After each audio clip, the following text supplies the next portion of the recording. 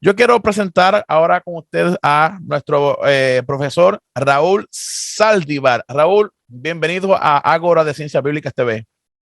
Muchísimas gracias. Es un placer estar aquí contigo, Carlos, y con Richard. Un honor. Sí, tengo por aquí el libro. Para las personas que no conocen al profesor, quiero leer algo del libro para darle la parte a nuestro amado Richard Silver y que se presente. Raúl Saldívar nació en Honduras, donde sirvió como pastor y evangelista de Juventud para Cristo. Fue rector del Seminario Teológico de Honduras, donde había hecho su licenciatura en teología. Sirvió como secretario ejecutivo de la Asociación Latinoamericana de Instituciones de Educación Teológica, ALIET. Es fundador del Ministerio Raúl Saldívar en Chicago y es actualmente el presidente de la Universidad para Líderes Internacionales. Es abogado, miembro del Honorable Colegio de Abogados de Honduras y doctor en Derechos Internacional por la Universidad de Barcelona, donde su tesis obtuvo calificación cum laude. Ha escrito varios libros, entre ellos Teología Sistemática, la cual tenemos en nuestra biblioteca. Es anfitrión del programa de radio El Mundo en Perspectiva y del programa de televisión del mismo nombre, así como del programa UPL 360 en la cadena Enlace. Como evangelista ha predicado en más de 35 países en todos los continentes y es catedrático de Teología Sistemática y ha sido profesor de Derecho Internacional en la Universidad de Honduras y profesor visitante de la Universidad de Mario Galvez de Guatemala y conferenciante en diversos seminarios y universidades de diferentes países. Ese es nuestro querido profesor Raúl Saldívar. Richard Silver. Doctor, gracias por estar con nosotros. Para beneficio de los amigos que nos están viendo, hace como 2 años o quizás un poco más, cuando sale el libro, justo antes de comenzar la pandemia, yo tuve 2 copias. Una, la que me da la editorial para mi propósito de trabajo, y la otra copia era para obsequiársela a este caballero, Carlos Serrano López, que está aquí con nosotros. Manejo el automóvil 3 horas y media, llego a Kentucky y le doy en la mano el libro, con la mascarilla y todo, y los protocolos de seguridad. Usted hubiera visto la expresión de Carlos. Yo creo que Carlos, ¿qué librito es este que me trae este flaco aquí? Lo que Carlos nunca se imaginó era que yo lo obligué a leer el libro y cuando lo leyó, se lo ha leído 2 veces, hasta lo leyó en vivo en Facebook y por eso usted está aquí con nosotros, porque el libro nos ha impresionado. Sí, la cantidad de información que usted tiene aquí. ¿Qué le motivó, profesor, doctor Saldívar? ¿Saldívar o Saldívar? Y disculpe si lo pronunciamos mal. ¿Qué le motivó a escribir este libro? Otra vez, gracias, Carlos y Richard. Son muy amables. El libro es parte de una trilogía que estoy escribiendo sobre temas bíblicos.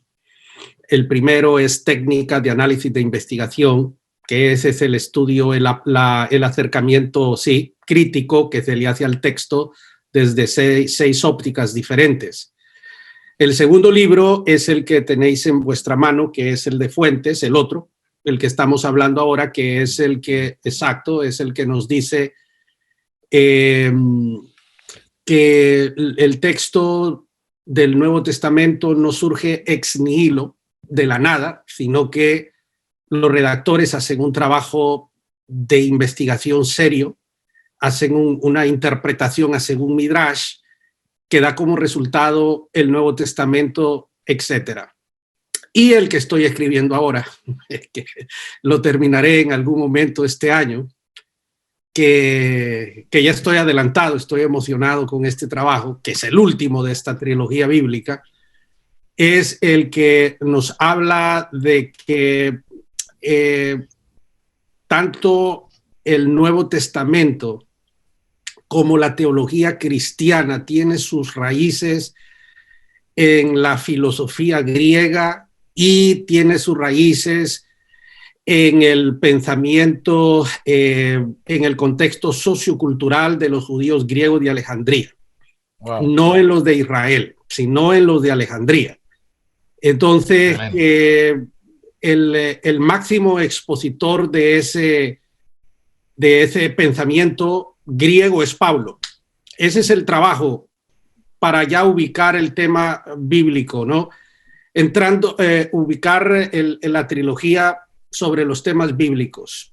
Pero hablando de fuentes, básicamente el objetivo, como dice ahí, es demostrar que los redactores del NT no recibieron, no hubo ninguna cuestión fuera de lo normal, sino que hicieron un trabajo humano que la Iglesia canoniza como sagrado y se le da la categoría de inspirado, lo cual yo no tengo ningún problema en creer y enseñar eso.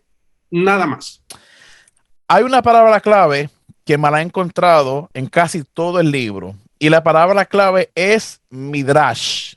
Profesor Saldívar, ¿qué entendemos por Midrash? Porque hay gente en la iglesia, cristianos, como decimos por ahí, cristianos de a pie, que tal vez no llegan a este conocimiento académico. ¿Qué es un Midrash y por qué usted como que la utiliza mucho en este libro? Es una especie de interpretación que el redactor del Nuevo Testamento hace de las fuentes que él utiliza, sean canónicas o sean pseudoepígrafes o deuterocanónicas. Pero es más que una interpretación, en esencia es una interpretación que él hace, pero cuando digo que es más, es que hace todo un desarrollo de lo que encuentra en los pseudoepígrafes o lo que encuentra en los deuterocanónicos, etc. Entonces, donde él toma aquello como base y lo desarrolla, poniendo en el centro de la ecuación a Jesucristo, pues ese trabajo de tomar las fuentes y de interpretarlas y de hacer una teología, ese proceso es a lo que yo le llamo el Midrash que hace el redactor. Excelente, excelente. Leyendo el libro, me encuentro con otra palabra clave que es así que impacta para las personas que están iniciándose a estos estudios críticos. Dice usted, esta época a la que erróneamente se le conoce como los 400 años de silencio. O sea, a los que erróneamente se le conoce los 400 años de silencio. Ya cuando un cristiano que no está acostumbrado a este tipo de lectura lee eso, dice, pero ven acá, si eso es lo que se nos enseñan en nuestras iglesias. Aquí el autor dice erróneamente. ¿Nos pudiera explicar por qué el término erróneamente? Sencillo. Y es correcto lo que acabas de decir, Carlos. Cuando yo comencé a estudiar teología hace casi 40 años, wow. Eso era lo que los libros, era lo que los libros nos decían, que de Malaquías a Mateo, pues Dios no había hablado. Ese fue un exabrupto de los académicos de aquella época, porque nunca Dios estuvo más activo que en ese periodo. Wow. Ahí es donde surge toda la escuela de Alejandría. Ahí es donde se forma la Biblia griega. Entonces, ¿cómo se atreven a decir semejante cosa? Ahí es donde surgen todos los libros que sirven de base, digamos, para generar conceptos como el concepto apocalíptico. Todo lo que es la literatura apocalíptica surge en el PI. Los conceptos de Mesías, de resurrección, todo ese tipo de cosas, toda esa teología surge en el PI. Antes del PI no existían dichas cosas. Entonces, ¿cómo se atreve una persona a decir que eso es silencio divino? Es cuando Dios más estuvo activo. Por eso el adverbio erróneamente. Exacto. Y es algo que desde que yo leí el libro, este hombre tiene razón en lo que dice. Incluso tuve que leer el libro 2 veces porque me lo saboreé de una manera que usted ni se imagina. Muchas gracias. Y aquí el problema que tenemos, querido profesor, es las tradiciones que se nos enseñan muchas veces en nuestras congregaciones. O sea, las tradiciones, los pensamientos antiguos, que no había tanto esa profundidad académica que tenemos hoy, ni tenemos el acceso a toda esta fuente que tenemos hoy, las comenzamos a repetir y se ha convertido en una verdad, pero no una verdad investigativa, sino una verdad a través de la popularidad del dicho que se ha expresado durante mucho tiempo. Y ese es el problema que pasa con lo que decimos los 400 años de silencio. Se ha repetido tanto en nuestras congregaciones que ya lo hemos aceptado como una verdad infalible, cuando no es así. El problema no son los que enseñan. El problema somos nosotros los que aprendemos. Voy a explicarme. Sí, por favor. Voy a explicarme. Está una profesora dando una clase a unos niños de 5º grado y les dice: muchachos, el señor Vasco Núñez de Balboa descubrió el Océano Pacífico. Lo que estoy diciendo ahora es real, eso ocurrió en la realidad, porque eso se lo escuché a la persona que vivió la experiencia. El niño de 5º grado levantó la mano y le dijo: profesora, ¿entonces los indios eran ciegos? Acto seguido, la profesora lo sacó de la clase. Ese niño es el célebre Eduardo Galeano, el autor de Las Venas Abiertas de América Latina. Él contó la historia en CNN en una entrevista que le hizo Carmen Aristegui. Entonces, ¿por qué digo yo que el problema no son los que enseñan, sino los que estamos en el proceso de aprendizaje? Porque no tenemos mente crítica. Wow. Entonces, todas las cosas que nos enseñan simplemente las creemos. No usamos, no hacemos el análisis crítico. El muchacho de origen uruguayo, una celebridad, ya murió Eduardo, era un hombre que fue educado desde niño a pensar críticamente. Entonces, si el primer español que vio el Océano Pacífico descubrió el Océano Pacífico, el primer indio que vio el Mediterráneo descubrió el Mediterráneo. Pensamiento crítico. Entonces, en la iglesia nos han dicho cosas que no se pueden creer, pero nosotros las creemos porque desafortunadamente de la cultura de donde venimos no se nos desarrolló ese pensamiento crítico. Ese es un ejemplo. Entonces, por eso digo, el problema no es quien enseña, sino los que recibimos la enseñanza. Excelente. Pero los autores del Nuevo Testamento, cuando toman la pseudepígrafe y toman los libros deuterocanónicos, sí tenían pensamiento crítico, ¿verdad, doctor? Totalmente, absolutamente. Entonces, claro, los autores, los redactores del NT son eruditos del más alto nivel, absolutamente. Hacer un midrash como el que hace el apóstol Pablo, por ejemplo, por decir algo, el que hace en Romanos 1 o el que hace en Gálatas, cuando hace la alegoría del esclavo y la libre, eso es una mente privilegiada. Claro, absolutamente, claro. Solo una mente privilegiada puede hacer eso. Dice así: si nosotros tomamos todos los versículos en que Pablo habla del diablo usando el método inductivo, creamos una teología. Pues bien, la fuente de esa teología está en los libros deuterocanónicos como sabiduría, a la que vamos a llamar fuente primaria. Y a la teología de Pablo vamos a llamar fuente secundaria, de la que vamos a crear la satanología, que es una rama de la angelología, que a su vez es una rama de la teología sistemática. Cuando yo leo eso, yo me maravillé, porque sinceramente uno que viene estudiando en nuestros institutos bíblicos, que los respetamos, no tenemos nada en contra de ellos, no nos explican esto así tan amenamente. O sea, profesor, de esta lectura viene esta segunda pregunta: ¿por qué es importante estudiar la Biblia a nivel académico y crítico? Hombre, para no creer y repetir cosas que no son ciertas, porque eso de enseñarle herejías a las personas, como que no, ¿verdad? Enseñarles cosas que no existen, y máxime ahora en la época en la que nosotros vivimos, donde se ha levantado una generación crítica a la que no se le puede decir, perdón la expresión que voy a utilizar, no se le puede decir las tonterías que nos dijeron a nosotros, que yo les puedo repetir varias de esas, ¿no? Entonces, que las creíamos porque no teníamos otra opción. Entonces, esta generación simplemente en el teléfono, en el Google, verifican si lo que le estamos diciendo es cierto o no. Entonces, el texto sagrado tiene que estudiarse críticamente porque así la escuela de Alejandría así lo enseñó. Pablo lo hizo así. Si no hubiesen hecho el trabajo crítico, no tendríamos teología paulina. El trabajo de Pablo, el Midrash, es un trabajo crítico que él hace. Sí, va más allá, va a una investigación. Richard, ¿tienes alguna pregunta por ahí? Antes de hacerle una pregunta, que esta sí es una pregunta bastante interesante, que yo quiero que el profesor nos abunde. Sí, estoy tratando de alinearme contigo, Carlos, para no estar brincando de un lado a otro, pero sí, una de las preguntas que tengo en la página 23, usted pone en la introducción los propósitos de la investigación que le da pie al libro.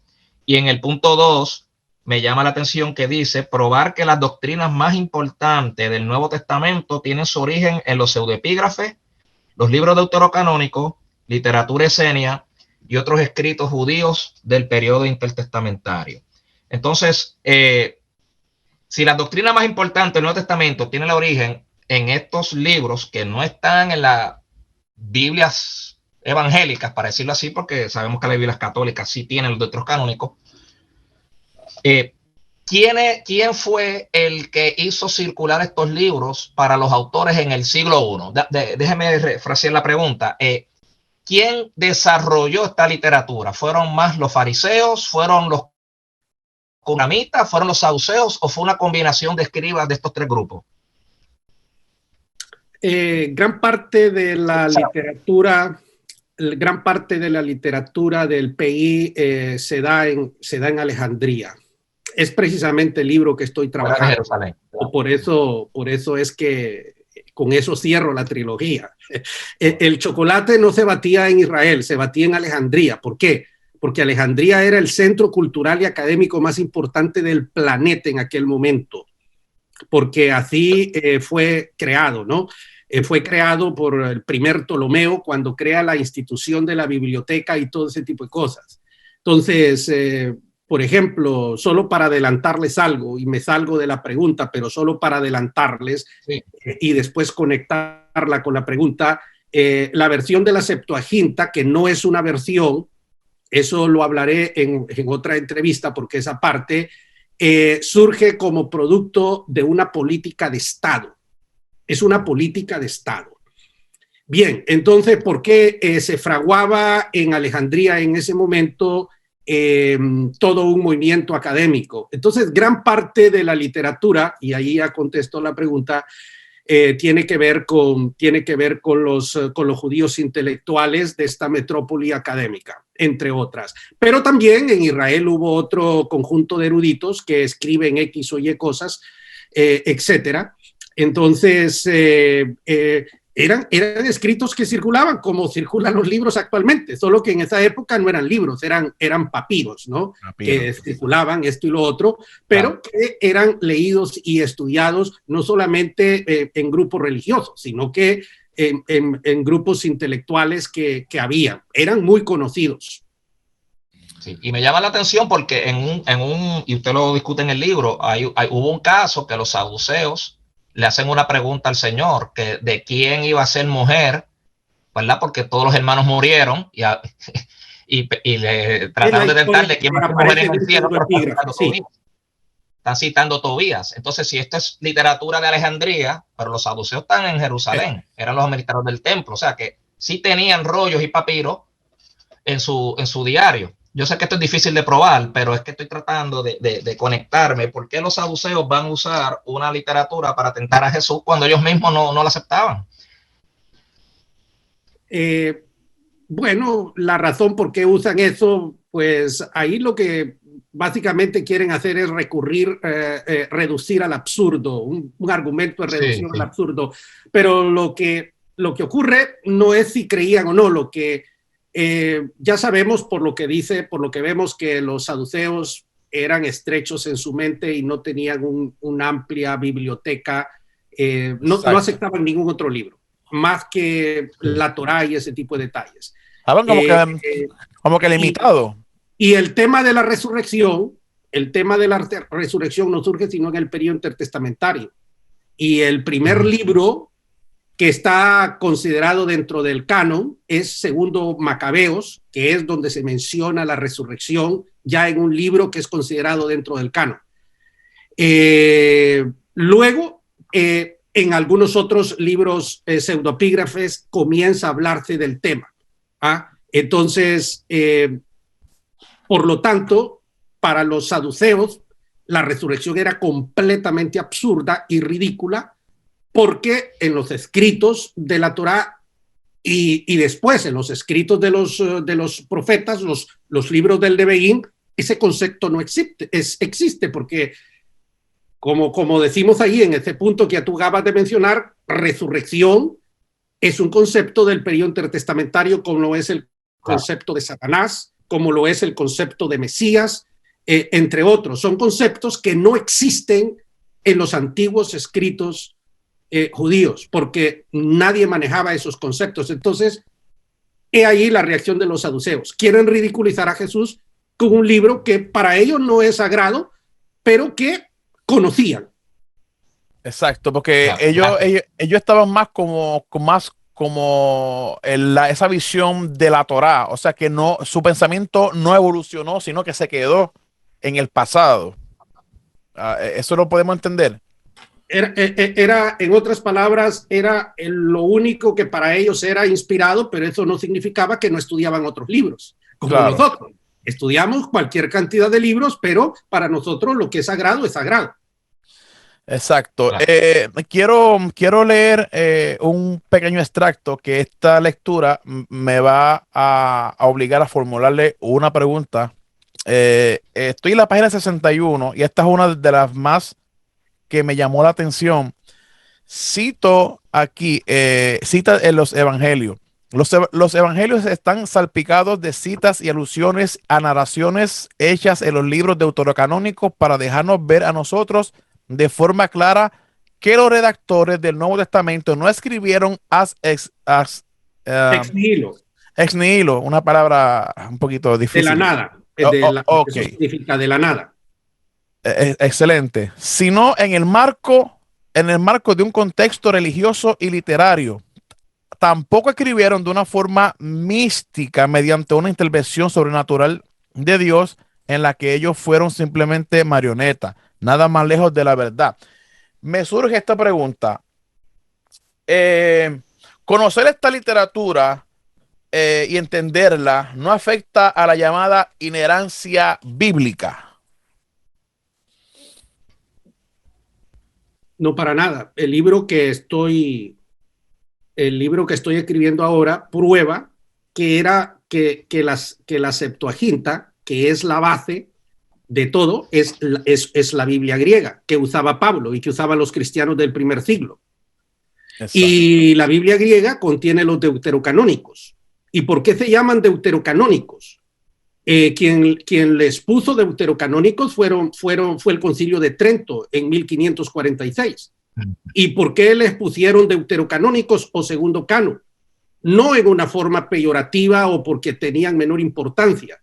Les pusieron deuterocanónicos porque esos libros no fueron aceptados por ellos sino hasta el Concilio de Trento, el siglo XVI. Por eso, no porque eran menores. Entonces, cuando utilizamos la expresión deuterocanónicos, lo que queremos decir, bueno, es que fueron aceptados en el canon de la Iglesia Católica tardíamente, hasta el siglo XVI. Pero esos libros fueron completamente aceptados por el apóstol Pablo, señores. Wow. Absolutamente, y fueron aceptados por todos los cristianos del siglo I, siglo II y siglo III. ¿Y por qué digo esto? Porque cuando Jerónimo hace la traducción de la Vulgata, ya el idioma griego en el imperio está en decadencia. Por eso era necesario tener otra versión. Entonces, claro, al haber un cambio político, sociopolítico en el imperio, el lenguaje y todo ese tipo de cosas, entonces cayó, la Septuaginta perdió relevancia. Pero tenemos que tener clarísimo que cuando el redactor de segunda de Timoteo 3:16 dice toda escritura es inspirada, que eso se cree fue escrito en el año 60, 70, lo único que tenemos es la Biblia griega, no existe otra cosa. Importante. Entonces, ese dato es importante. Claro que es importante. Es importante. Yo he escuchado, no sé si usted como pastor, he escuchado, por esto yo lo he escuchado muchas veces en diferentes púlpitos, en especial la comunidad que es fundamentalista, pero hiper fundamentalista, que prohíben hasta los estudios. Decir a algunos ministros decir desde los altares que leer los apócrifos, esos son del diablo, que no se puede leer, que si te vas a confundir. Y eso lo escuché yo personalmente, porque cuando yo me uno a estudiar críticamente las escrituras, ya llevamos 7 años como estudiantes de ciencias bíblicas, pero sin perder la fe, que es importante, mantener un balance, un equilibrio. Escuché estas palabras: los apócrifos son del diablo. Eso no se puede leer. Eso no es bíblico. No son inspirados. Entonces, de la noche a la mañana, tenemos un libro, aunque hay varios, pero de la forma que lo detalla este libro, cómo nos enseña que todos esos libros que ha venido condenando cierta parte de la iglesia fundamentalista porque no tiene conocimiento, es la base de lo que conocemos hoy como el Nuevo Testamento. Y voy más allá. Y es interesante ver cómo creemos, o se ha creído por muchos años, que los escritores del Nuevo Testamento bajó Dios, entraron en trance y escribieron el Nuevo Testamento. Y no es así. No es así. Se nos ha enseñado eso muchos años. No es así. Sino que los que estuvieron en la época utilizaron escritos intertestamentarios para las bases teológicas del Nuevo. Eso es algo fantástico y fenomenal que nosotros hemos aprendido en este tiempo. Dos cosas. Permítaseme la sátira. Por favor. Quien dijo lo que tú dijiste sobre los apócrifos es el equivalente como que yo me pusiera a hablar de cardiología ahora. No sé nada de cardiología. Entonces, si yo me pongo a hablar de cardiología, pues es el equivalente. Cierro la sátira. Dos, wow.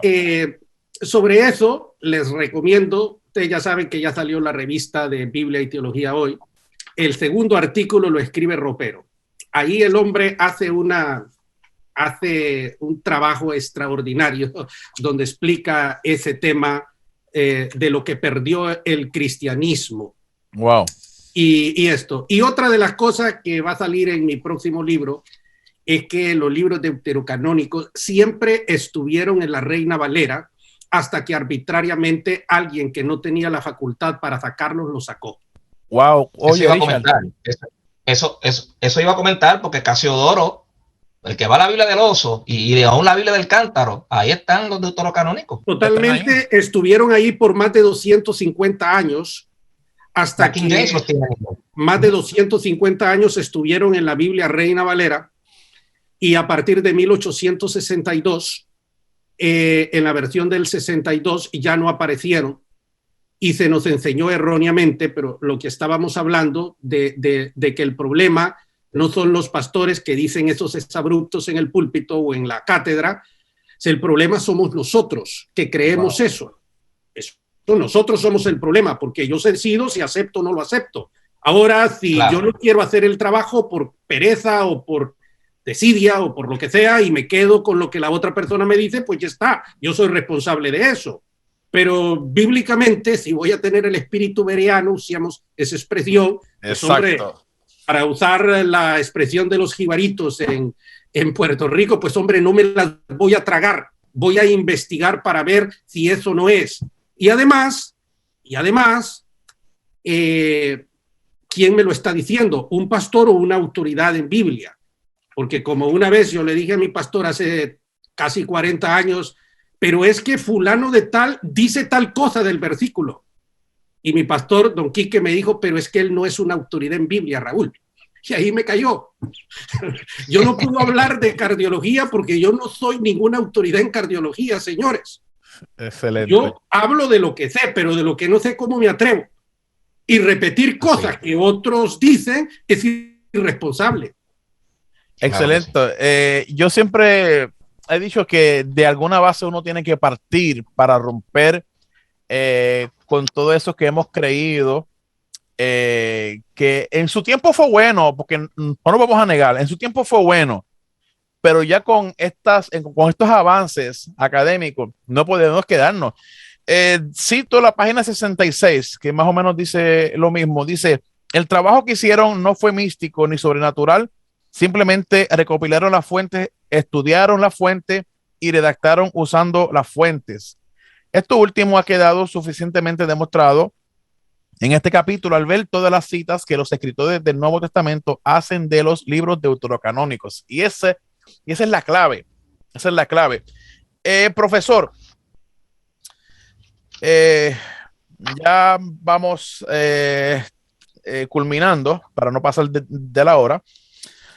Dice por aquí, ¿qué beneficio nos trae al estudiar y conocer en profundidad la época y los escritos intertestamentarios para la iglesia de hoy?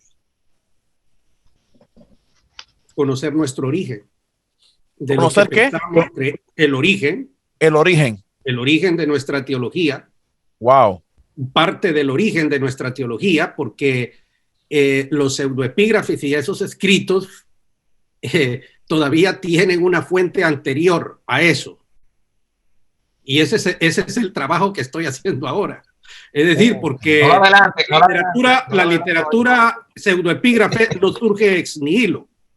Claro. La gente no comienza a hablar de la resurrección y de Satanás porque les dio la gana, porque se lo sacaron de la manga de la camisa. No, hay toda una cuestión académica, intelectual, y no en el mundo judío, sino en el mundo griego, que da origen a eso.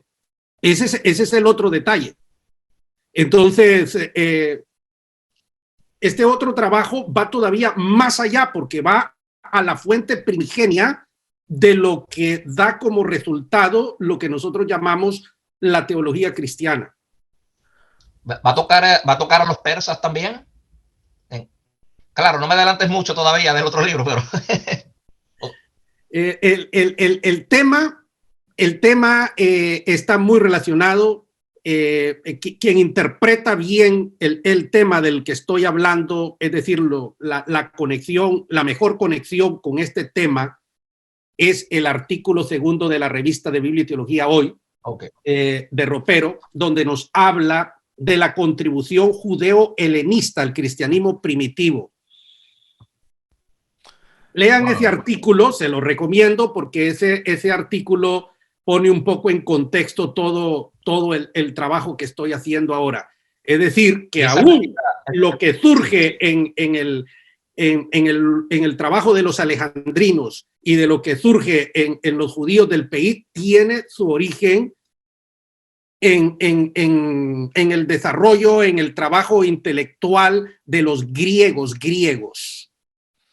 Y ese es el vehículo que Dios utiliza, y voy a usar la palabra de Ropero, para universalizar el evangelio de Jesús. Excelente.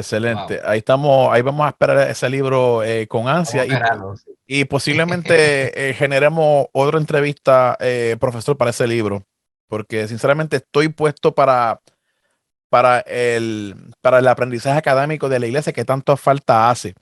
Y el primer libro, el de técnicas que Richard pone allí, ese yo lo tengo, muestra que nunca un autor, un redactor, no autor, redactor, se sentó para redactar tabula rasa, es decir, con su mente en blanco, sino que el señor que se sienta tiene un prejuicio teológico, tiene un prejuicio académico, y es el que lleva, ¿verdad? Y entonces ese es el prejuicio que lo lleva a él a manipular lo que escribe. Y uno de los ejemplos que se ponen allí es cuando se habla de la crítica de redacción. Entonces, todo eso echa por tierra ese concepto de que un señor tuvo un éxtasis y comienza a escribir. Eso no es cierto. No. El texto sagrado, los escritores tenían cualquier cantidad de prejuicios doctrinales antes de escribir. Exacto. Entonces, como alguien dijo, la Biblia es la palabra es la palabra de Dios en la palabra del hombre. Hay que entender eso en el contexto. Y también para los que nos ven, que están viendo este programa a través de nuestra página de YouTube, tenemos que entender que la inerrancia es algo como moderno. Según yo estaba investigando, se crea por la Iglesia fundamentalista para contrarrestar lo que es la teología liberal de los alemanes. O sea, se inventaron ese término de la inerrancia. Pero no queremos meternos mucho ahí, sino que darle paso a este tópico que quiero tocar, profesor, sobre el Hijo del Hombre. En nuestras Biblias aparece lo que es el Hijo del Hombre. Incluso Ezequiel no dice hijo de hombre, hijo del hombre, pero dice hijo de hombre. Pero mira qué interesante lo que nos muestra este libro. En la página 72, en la página 72 nos da una luz bien importante. Dice, una de las expresiones con las que Jesús se identifica en el Nuevo Testamento es la del hijo de hombre. Que si bien es cierto que aparece anunciado en el libro de Daniel, en el libro de Enoch, es en el libro de Enoch donde el concepto es desarrollado de una mejor manera. Así que lo encontramos en Primera de Enoch 48, donde se dice, en ese momento al Hijo del Hombre le fue dado un nombre y en presencia del Señor de los espíritus, aún antes de la creación del sol y la luna. Él es la luz de los gentiles y él se convertirá en la esperanza de aquellos que están enfermos en su corazón, y aquellos que morirán en la tierra se postrarán y le adorarán. En este propósito se ha convertido en el escogido. Entonces hay un signo de paréntesis y dice, y en este mismo orden hasta el versículo 10. Cuando vamos a la Biblia, encontramos en Lucas 19:10, porque el Hijo del Hombre vino a buscar y salvar lo que se había perdido. Porque el Hijo del Hombre no vino para ser servido, sino para servir y para dar su vida en rescate por muchos. Marcos 10:45 dice, como fue los días de Noé, así también será en los días del Hijo del Hombre. O sea, profesor, que la fuente de inspiración para el término Hijo del Hombre es en los Deuteros. Por lo menos este es un pseudo epígrafe, es el libro de Enoch. Y el libro de Enoch, mucha gente lo rechaza porque supuestamente no es canónico, pero tenemos que decir una cosa, el libro de Enoch aparece como canónico en la iglesia de Etiopía, y eso hay que recordarlo. Sí, es correcto, la iglesia de Etiopía, por eso se le llama Enoch etíope. Enoch etíope, exacto. Porque es reconocido en el canon de la Iglesia Ortodoxa de Etiopía. Somos tres grupos de cristianos, los católicos, protestantes y los ortodoxos. Y los ortodoxos tienen unas subdivisiones, pues unos de ellos sí lo aceptan. Ahí está explicado bastante bien el título cuando Jesús se adjudica a sí mismo. Se identifica como hijo de hombre. Estaba indicando el concepto del libro de Enoch. Lo estaba indicando. Es un concepto, es un título mesiánico. Mesiánico. Entonces, ¿qué significa eso? Significa que, y si Jesús lo dijo delante de gente, campesinos, pescadores, comerciantes, significa que esa gente manejaba el concepto, porque no iba a hablar de cosas que la gente no iba a entender. Entonces, cuando él dijo, el Hijo del Hombre vino a servir, ellos ya sabían todas estas cosas, ellos estudiaban estos libros, porque también es erróneo pensar que solamente leían la Torá, eso es falso. Ellos estudiaban toda esta literatura, estaban familiarizados. Cuando le dice Marta María, sabemos que va a resucitar. ¿De dónde sacaron eso? Lo sacaron de los estudios que ellos recibían en la sinagoga. Cuando le dice Andrés, hemos hallado al Mesías. ¿De dónde salió ese concepto Mesías? El concepto Mesías. Sí, el concepto Mesías. Entonces ellos ya manejaban eso. ¿Qué significa eso? Que el periodo intertestamentario es un periodo de una extraordinaria actividad literaria que pavimenta el camino del Nuevo Testamento y le permite a Jesús desarrollar su ministerio, y la gente ya sabía todas las cosas que él estaba diciendo, incluyendo lo del Hijo del Hombre, entre otras cosas. Sí, eso es lo que me estoy dando cuenta. Los pseudoepígrafes significa falsa atribución. Así por encimita, profesor, ¿qué nos puede hablar sobre el término pseudoepígrafe? Es que nosotros creemos que pseudoepígrafes no los identificamos con la Biblia. En la Biblia hay muchos libros que son pseudoepígrafes. Claro, es un concepto, claro. El libro de Daniel, por ejemplo, es un pseudoepígrafe. Daniel no escribió Daniel. Eso está, cualquier persona, cualquier académico lo dice y está claro. Fue escrito posterior.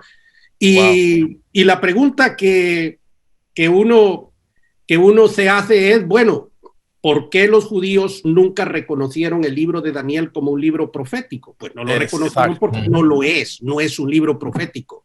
Habla en futuro, pero en realidad es un libro que habla del pasado, no del futuro. Entonces está dentro de los libros del Ketubín y no dentro de los libros del Neveí. Entonces tenemos cualquier cantidad de libros pseudoepígrafes dentro de el Nuevo Testamento, dentro del Antiguo y Nuevo Testamento. ¿Por qué? Porque era una costumbre de la cultura judía nombrar un libro usando títulos de personas conocidos, como por ejemplo cuando leemos los Proverbios y decimos que Salomón escribió los Proverbios, o el Cantar de los Cantares. Nada más alejado de la verdad que eso. Entonces son pseudoepígrafes. Ahora, hay dos tipos de pseudoepígrafes: los que fueron canonizados y los que no fueron canonizados. Excelente. Evidentemente, en el libro de Fuentes, cuando yo utilizo el término pseudoepígrafes, me refiero a los no canonizados. A los no canonizados. El Sitzenleben es una expresión alemana que los académicos de la Biblia, ¿cómo se llama?, introdujeron en la jerga académica para referirse al contexto vital del texto, ¿verdad? Que básicamente tiene que ver con la palabra contexto, pero algo más profundo, los detalles que hay ahí alrededor que da origen tanto en la parte histórica como en la evolución de las tradiciones. Es decir, nunca un texto surge de la nada. Todo texto tiene un Sitzenleben, tiene un contexto, tiene una historia, tiene una situación real alrededor de ese texto, ¿verdad? Entonces, cada pasaje de la Biblia, cada perícopa, esa es la expresión, tiene un Sitzenleben, ¿ah? Y eso es lo que hay que estudiar, ¿verdad? Entonces, no es que yo vengo y leo un pasaje y ya, no.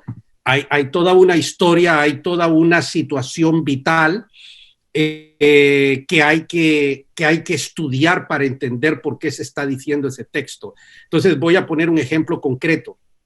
Dice, que lo menciono en el libro de Fuentes, cuando Pablo dice el yelmo de la salvación, la espada del Espíritu y tal. Pues tradicionalmente se nos enseñó que Pablo estaba en una cárcel y que Pablo estaba viendo un soldado romano, y no. Cuando leemos nos damos cuenta que él está citando un deuterocanónico. Wow. Está citando un deuterocanónico. Entonces, ahora, ¿por qué lo cita? Hay que, el estudioso va a estudiar el Sitzenleben del deuterocanónico y luego va a estudiar el Sitzenleben de Pablo para formarse porque el hombre hace el midrash del pasaje. Y entonces, claro, cuando yo tengo la información de uno y tengo la información de otro, y yo voy a enseñar eso en una iglesia, eso todo el mundo va a querer escuchar lo que yo quiero decir. Excelente. Entonces, el maestro de la Biblia debe hacer ese tipo de trabajo para enseñar la palabra y sacar lo más importante, que esto sí me encantaría dejarlo claro. Este tipo de cosas hay que hacerlas y no quedarse allá en el Sitzenleben del original y toda esa historia, todo lo que estamos hablando. Eso no sirve de nada si yo no traigo el texto a la situación real que los seres humanos viven en este momento, a la gente que yo estoy sirviendo. Es decir, yo tengo que hacer el trabajo de traer el querigma, sacar el querigma del contexto sociocultural del agiógrafo y pasarlo por el túnel del tiempo y traerlo para que sea pertinente a la persona que vive o en Louisville, Kentucky, o en Ponce, Puerto Rico. Si no, no sirve el trabajo. Excelente. Ese es el trabajo de los maestros y de los predicadores. Sabemos que, como explicó el profesor, uno de los libros que sacaron del canon original es el libro de sabiduría. Pero el concepto del diablo, sabemos y entendemos que en la antigüedad no se utilizaba como la palabra diabolos, sino era más un hasatán, y era un adjetivo calificativo que se fue desarrollando conforme los judíos tuvieron en su cautiverio hasta llegar a los persas, posteriormente el griego, y pasa a ser un personaje. Pero mira qué interesante lo que nos habla el libro de las fuentes de Raúl Saldívar, el concepto del diablo. Y cito la página 58, que está interesante. ¿Cómo se sabe? El Antiguo Testamento no existe el concepto teológico de Satanás o del diablo como existente en el Nuevo Testamento. Este concepto surge en el periodo intertestamentario. Es ampliado por el magisterio de Jesús y es consagrado en la teología de Pablo. En el libro de Sabiduría 2:24 leemos: sin embargo, por la envidia del diablo entró la muerte en el mundo, y sufren los que del diablo son. Miren qué interesante. Esto es un dato que mucha gente desconoce y aparece en el libro de Sabiduría. Sí, es correcto. Y el otro libro donde aparece la palabra Satán, refiriéndose a que Satán es acusador, que es como se utiliza. La palabra Satán aparece en el Antiguo Testamento varias veces y se traduce acusar. Cuando se le identifica con el nombre propio del engendro de maldad, entonces es en el libro de Job. Pero el libro de Job, que es canónico, por supuesto, es un libro que se escribe en el periodo intertestamentario, porque recuerden que es parte de los 3 libros sapienciales canónicos, que son Eclesiastés, que es Proverbios, y es el libro de Job. Entonces, en el capítulo 1 de Job vemos que ahí está Satanás y ¿cómo se dice? La reunión que Satanás tiene con Dios por Job y toda esa historia que ustedes ya conocen. Ahora, autores como Archer, por ejemplo, dicen que este libro fue el primer libro escrito del Antiguo Testamento aún antes de la Torá. Pero cuando nos damos cuenta y revisamos bien el tema, es un libro del periodo intertestamentario. Es un libro sapiencial, que el género sapiencial, al igual que el apocalíptico, surgen en el periodo intertestamentario. Antes no existía ni género apocalíptico ni género sapiencial. Entonces, allí, en los libros sapienciales, fíjense qué interesante, es donde se menciona por primera vez el concepto de Satanás. Comienza a hablar en el canónico de Job y en el deuterocanónico de Sabiduría. Y son libros considerados por la iglesia evangélica, libros pues que sinceramente no tienen ningún tipo de importancia, pero sí son libros importantes para entender el origen, que desde ya ese periodo en adelante es donde surge incluso la literatura de los demonios, de los ángeles, que no cubrimos por falta de tiempo, pero es interesante este libro. Richard, las últimas palabras sobre este libro, que está súper interesante. Sí, yo creo que todo estudiante serio de las escrituras debe adquirir este libro, las fuentes que dieron origen al Nuevo Testamento. Debe estar disponible por ley, tienen que tenerlo. Sí. Especialmente si quieren saber qué pasó en ese periodo intertestamentario. Además, el libro comienza explicando sobre los fariseos, sobre los saduceos, sobre los esenios. Y Raúl Saldívar aquí ha hecho un trabajo excepcional. Yo creo que todo estudiante debe tener esto en la biblioteca, no para que adorne el estante, sino para que lo lean y lo estudien. Y yo me lo he leído hasta 2 veces. así de bueno está. Y todavía pues lo consulto, aquí están las marquitas que yo le hago. Y Raúl, muchas gracias por haber sacado de su ocupado tiempo y de su agenda. Y este otro libro también, el de técnicas de análisis de investigación, que es la primera parte que él hablaba, que van a la par, y esperaremos con ansia esa tercera entrega. Raúl, Bien, gracias por la oportunidad, agradecido, verdaderamente, en esta faceta de yo pues, con Richard, intentar llegar a la iglesia, traer este mundo académico a la iglesia para que se fortalezca más en la fe y en el conocimiento. Gracias, por esta entrevista. Y las últimas palabras, ministro. Quiero agradecerles a ustedes y me siento honrado de que ustedes hayan leído mi trabajo. Estoy sumamente honrado porque cuando uno trabaja, pues su deseo es que haya otras personas que se interesen. Yo les digo a la gente cuando estoy anunciando un libro, si no lo va a leer y estudiar, por favor no lo compre, porque eso me daña. Pero cuando ustedes me dicen que lo ha leído 2 veces, no se imaginan la satisfacción que siento. También quiero decirles que, no sé, creo que fue por accidente, un día me encontré a Richard hablando del libro, creo que era en el Facebook Live, y entonces yo quedé sorprendido de que Richard estaba explicando el libro mejor que yo. Pero ¿cómo va a ser? ¿Cómo es posible? Este hombre lo está haciendo mejor que yo lo hago y quedé. Y entonces, desde esa vez dije, yo tengo que escribirle a Richard para agradecerle y por eso te debo una disculpa porque no lo he hecho. Entonces, quiero agradecértelo hoy delante de Carlos porque yo a ti fue que te vi. Ana Romero me habló de ti y entonces me siento sumamente halagado y comprometido a seguir trabajando. Y los felicito porque representan a una generación que no creen cuando les dicen que Vasco Núñez de Balboa descubrió el Océano Pacífico. Bendiciones, mis hermanos. Bendiciones, gracias por sus palabras. Bendiciones, así que será hasta la próxima. Y recuerden, mi amado, este fue todo aquí, la entrevista de Raúl Saldívar. Recuerden dejar tu comentario, darle like al video y compartirlo en tus grupos de teología y ciencias bíblicas. Así que bendiciones para todos. Bye.